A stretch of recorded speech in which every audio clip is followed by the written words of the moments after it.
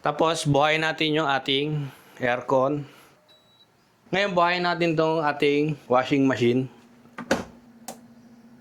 On natin. Ayan, nabuhay na siya. Buhayin natin yung ating rice cooker. Ayan, nagana yung ating computer. Buhay ang ilaw, buhay ang rep. Tignan natin kung ilan na yung ating load. 1750, 1720. Ang ating solar panel ay 1727. Ito na yung ating binuo na DE hybrid inverter. Bali, itong inverter na to ay on-off grid hybrid. Ang ano natin ngayon, ang setup natin ngayon ay wala tayong battery. On grid lang tayo, grid tie, kumbaga grid tie, on grid, walang battery. Kaya lang ang kaibahan nito, kapag walang kuryente sa grid o brownout, ang mangyayari dito ay wala rin tayong solar. Ngayon yung solar panel na gamit natin dito, limang solar panel. Apat na 550 watts, isang 585 watts na bifacial. Tapos, siya, naka-series. Tapos ito yung ating mga breaker ng solar panel, DC SPD, AC breaker, AC SPD, voltage protector, tsaka RCBO. Tapos yung nameplate ng ating inverter, ito, pakita ko sa inyo. Bali ngayon, dahil na-wiring na natin to at nabuo na natin, nabuhay na natin, tignan natin kung ano ba yung kagandahan ng on-grid. Bukod sa wala siyang battery. Kaya lang syempre may disadvantage yun, yung kapag ka brownout. Ngayon, itong natin, yung on-grid natin, gumagana to kapag sa araw. Sa gabi, hindi natin to magagamit. Ang kagandahan nito, automatic na siya. Wala kang mararamdaman na kurap. Kapag wala ng araw, automatic na yung grid na ang magsusupply ng ating kuryente. Kapag umaga, ito yung interface niya, no? Pagka okay ang DC, yung DC side natin, ilaw siya. Pagka buhay yung AC natin, nakailaw din siya. Tapos kapag normal, ganyan siya, meron din ilaw. Tapos kapag may alarm, iilaw ito ng pula. Ngayon, ito yung interface natin. Kung makikita nyo, yung grid natin ay walang dumadaloy. Nakikita nyo yung kulay green, no? Ito yung solar panel natin. Sa ngayon, meron siyang na-harvest na 247 watts. Kahit na yung solar panel natin ay 550. Yun lang yung kanyang harvest. Tignan natin kung bakit. Ngayon, kaya ganyan lang yung harvest niya. Dahil ang load natin ay mababa lang, nasa 180 lang. Kumbaga kung ano lang yung load natin, yun lang din yung ibibigay ng ating inverter na on-grid. Tapos dito, dahil wala tayong battery, ito, 0-0 yan. Pero kung mapapansin nyo, may dumadaloy, no? Wag nyo na lang pansinin yan. Ang totoo niyan ay wala tayong battery. Tapos, tayo ay nakalagay sa zero export to city.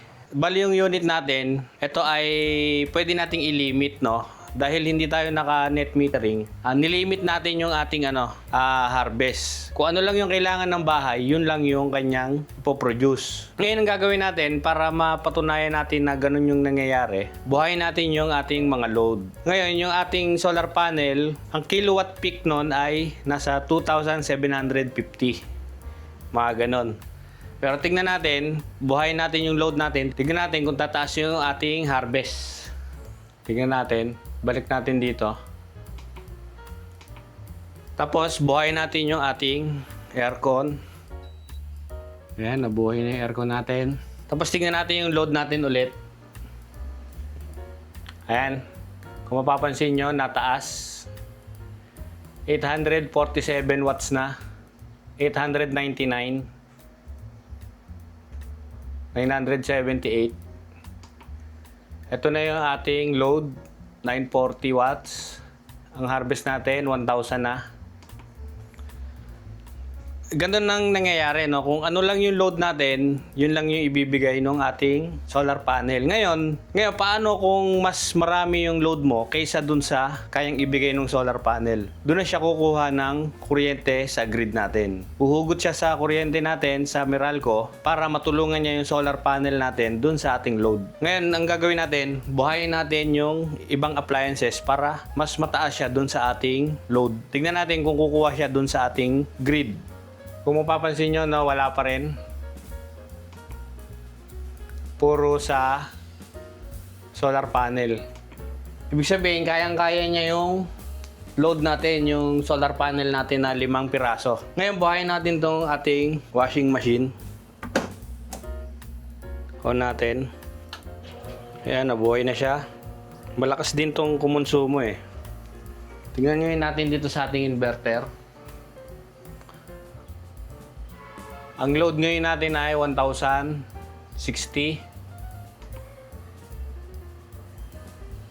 1,151. Tapos buhayin din natin yung ibang load natin para mas mataas.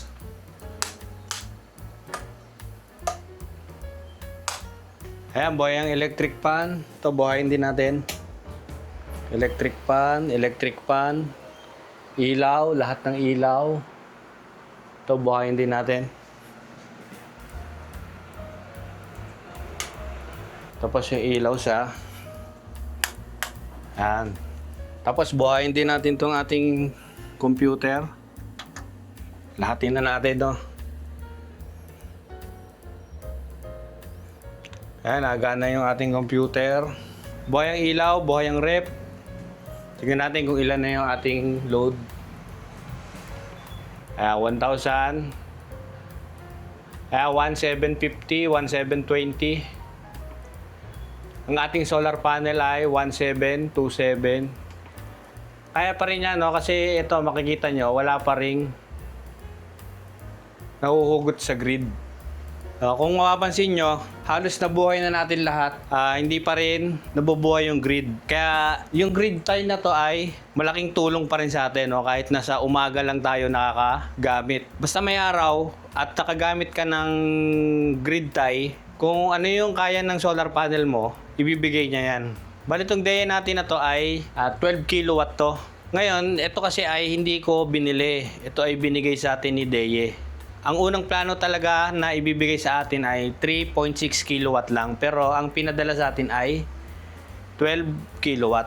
Hindi ko lang alam yung model nito kung old model ba yan o goods lang. Pero okay lang naman kahit na old model o bago. Dahil mas malaki na yung capacity natin, hindi na tayo matatakot magbuhay ng mga appliances, no? Kung mapapansin nyo, no, lahat na ng ating appliances ay buhay na. Ilaw, electric fan, washing machine, aircon, rep, TV, buhay TV, computer natin, buhay. Ngayon ang gawin natin dahil wala pa rin, zero pa rin, no? Zero. Kasi kayang-kaya nung ating solar panel na 5, no? Buhayin natin yung ating rice cooker. Buhayin natin. Buhay na yan. Nasa 500 watts yan. Tignan natin dito sa ating DEA. Ayan. Humugot na siya ng 240 watts. 100 watts. Bumaba ulit. Oh. Ang load na natin sa bahay ngayon ay 2,060. Ang binibigay ng ating solar panel ay 2,000 watts. Balik kung isipin nyo ulit, no, halos lahat na ng appliances natin ay gumagana ngayong 1030. Pati yung rice cooker natin na 500 watts. Pero ang ating load ay, ayan, tumaas na ulit, 430. Paiba-iba dahil ang araw natin ay paiba-iba ang sikat. Kasi maraming ulap. Pero malaking bagay na talaga siya sa umaga. Kasi pwede ka mag-aircon. Hindi naman palaging sabay-sabay na binubuhay talaga yan. Kaya laking tipid pa rin. Isipin nyo, lahat ng appliances, no? Kailan nga ba magandang gumamit ng on-grid? Bali ito kasi on-off grid to, no? Ngayon, dahil on-off grid siya, pwede tayong mag-install ng battery dito. Dahil wala pa tayong battery, on-grid o grid tie muna yung setup natin. Pero malaking bagay na siya. Ang tanong kung para sa lahat ba yung ganitong setup? Ang sagot dyan ay kung palaging may tao sa bahay nyo, mag-on-grid kayo, makakatipid pa rin tayo, no? Basta may araw, makakatipid ka. Ngayon, kung wala kasing tao sa bahay, palaging walang tao sa bahay, walang gagamit ng appliances kasi halimbawa nasa school yung mga anak nyo, may trabaho ka, may trabaho yung asawa mo, hindi ka makakatipid ng malaki. Makakatipid ka, kaya lang hindi ka tulad nung laging may tao sa bahay, yung may gumagamit ng aircon, yung may nanonood ng TV, yung may naglalaba, may nagko-computer. Kasi kalimitan naman kung walang tao sa bahay, ang gagana lang dyan ay rep, refrigerator lang. Eh sayang naman yung harvest mo kung halimbawa ang solar panel mo ay 3 kilowatt. Tapos walang tao sa bahay, grid tie. Doon na papasok yung kay Meralco sa net metering. Kaya nga lang kasi maraming hindi nakapag net metering. Kaya ang ginagawa ay nililimit na lang. Yung sa atin nililimit natin, no? Hindi tayo nagbibigay kay grid. Ngayon kung ang lugar mo o yung tinitirhan mo ay halimbawa maraming tao palagi, nandyan si lola, si lolo, yung mga maliliit na bata, yung mga hindi pa napasok, maganda na rin na on grid kahit na naka on grid ka lang muna. Ngayon, kung magkapera ka ay tsaka ka mag-install ng battery. Halimbawa, meron kang tindahan. Kaya maganda rin na kahit naka on-grid. Pero yung sinasabi ko nga kanina, kung wala naman tao sa bahay nyo, walang naiiwang tao, pag-ipunan nyo agad yung battery. Umpisa on-grid, pagka nagkapera, off-grid. Kasi itong ating DE ay on-off grid. No. Bali yun, maganda yung ating DE. Ayan, malaki na yung nahuhugot. Tignan ulit natin, no. Ayan na. Kung mapapansin nyo, nahuhugot na siya ngayon ng 1,600. Dahil ang load na natin ngayon ay 3,580. Kulang na yung solar panel natin. Kasi 2,000 plus lang yung ating solar panel. Ganun ang mangyari. Huhugot siya dito sa ating grid kapag kulang yung solar panel. Kung mapapansin nyo, 3 kilowatt. Tapos nakakatipid tayo ng 1.6 kilowatt. Ang nahuhugot sa ating grid ay ngayon 1.9. Halos 2 kilowatt. Ganon gumagana yung grid tie. Ngayon, patayin natin isa-isa ulit yung ating load. Halimbawa ay lumamig na yung aircon natin, nabawasan na yung load natin. Automatic yon, wala na tayong gagawing iba. Si inverter na yung bahala. Ayan, ang load natin ay nasa 3 kilowatt pa rin. Nawala yung araw, naging 1.3 na lang yung nahaharvest.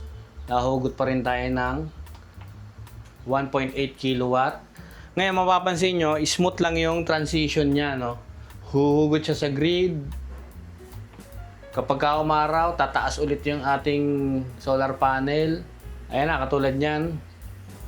Kanina, 1.8 yung hinuhugot. Ngayon, 100 na lang, 80. Ayan, wala na, 0 na ulit. Dahil mas mataas na ulit yung solar panel natin. Automatic na yun, wala na kayong gagawin. Si inverter na ang bahala. Ngayon, yung setup natin, ganyan muna. Pag dumating na yung battery, install natin dito sa baba para maganda yung pagkakagawa natin, no? Ito, tayo lang nag-wiring yan. Tayo lang gumawa niyan. Kung di nyo pa napanood yung ating ginawa dito sa ating DE, ilalagay ko yung video dun sa description o kaya dito sa taas.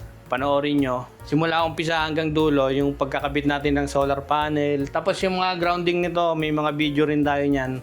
Panoorin nyo para makita nyo kung paano natin to nabuo. Simula umpisa hanggang ngayon na nagagamit na natin siya. Doon sa mga patuloy na nanonood, maraming salamat. Sa mga bagong nanonood, panoorin natin yung ibang video. Tapos, pa-like, share, and subscribe na rin. Ayos, maraming salamat.